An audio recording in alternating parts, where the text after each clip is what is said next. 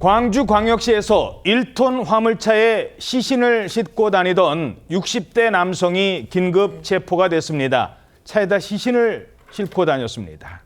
그런데 조사 결과 충격적인 사실이 확인됩니다. 이 차에 싣고 다니던 시신은 체포된 이 남성의 80대 노모였습니다. 아들이 엄마를 살해하고 80대 노모를 살해하고 그 시신을 자기 차에 그냥 넣고 다녔다는 겁니까? 네, 끔찍한 범행을 저지른 이 60대 아들이요. 최근 광주 도심 한복판에서 붙잡혔습니다. 경찰이 이 60대 아들을 긴급하게 체포할 수 있었던 건 우리 엄마와 연락이 되지 않는다라는 이 다른 자녀의 신고가 접수됐기 때문인데요. 어느 날 갑자기 사라져서 연락이 되지 않는다는 어머니는 80대의 고령이었습니다. 다른 동거 가족 없이 이 60대 아들이 어머니를 혼자서 모시고 있었습니다. 경찰은 이 80대 노모가 갈 만한 곳 그리고 60대 아들의 주거지 등을 수색을 했고요. 추적한 결과 광주 도심에서 이 아들과 아들이 타고 있던 1톤짜리 화물차를 발견을 했습니다. 60대 아들이 타고 있던 이 화물차에 짐을 싣는 적재함을 살펴보자 이 80대 노모의 시신이 발견이 됐고 경찰이 60대 아들을 긴급 체포했습니다. 아니, 노모가 짐입니까? 화물차 적재함에? 인근 주민들은 평소 이 아들의 충격적인 모습을 목격했다고 전했습니다. 너무 흥분해 엄마한테. 되게 좀 마음이 걸리더라고요. 근데 제가 운동 다니면서 지나갈 때 보면 항상 엄마한테 큰 소리 쳐요. 내가 새벽에 운동하면 발을 이렇게 올려놓고 주무셔. 어째서 저 양반이 차에서 이렇게 주무실까?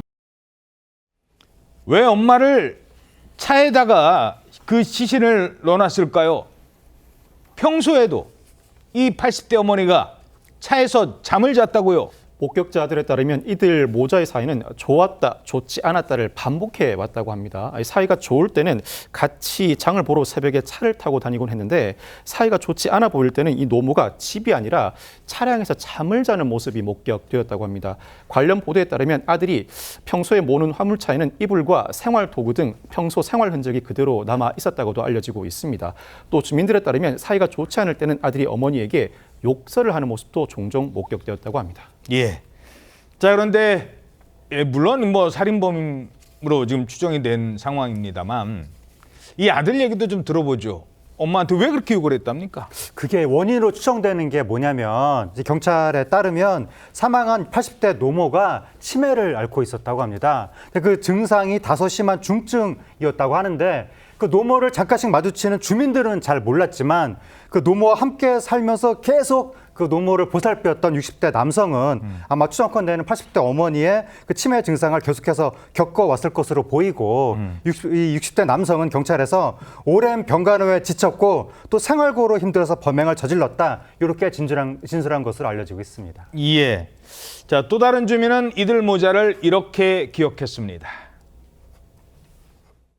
이 자리에서 노점상 했어요. 저 앞에 잠깐 상거리에서 노점상 많이 하셨어. 어디 하우스 한다고 하던데요. 채소 같은 거 심고. 그전에는 구청에 다녔었다고 막 그래서 하더라고요. 예.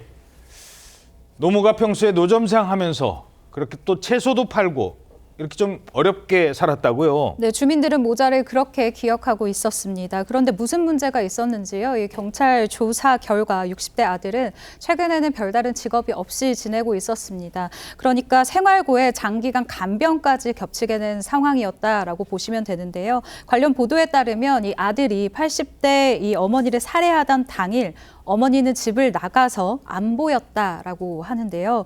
이 아들은 어머니를 찾다가 어머니를 선산에서 발견하고 이날 범행을 결심했다라고 합니다. 형편이 어려워 힘들다. 내가 죽으면 화장을 해달라. 신변을 비관하는 메모를 남기고 어머니를 질식시켜 살해를 하고 시신을 차량에 싣고 다녔다라고 알려져 있는데요. 경찰은 자세한 상황을 경위를 조사하고 있는 상황입니다.